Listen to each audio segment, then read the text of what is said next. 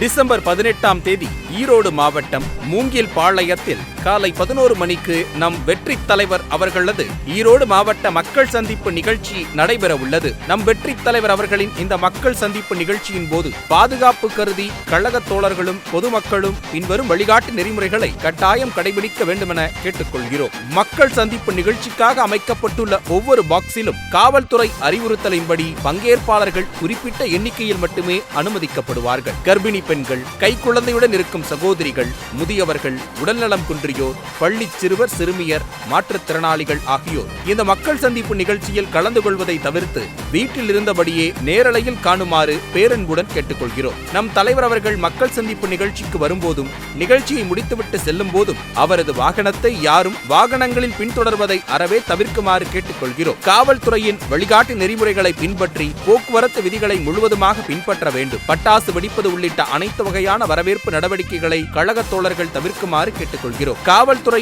அனுமதித்துள்ள இடங்களில் மட்டுமே வாகனங்களை நிறுத்த வேண்டும். போக்குவரத்திற்கும் பொதுமக்களுக்கும் இடையூறாகவோ கண்டிப்பாக வாகனங்களை நிறுத்தக்கூடாது.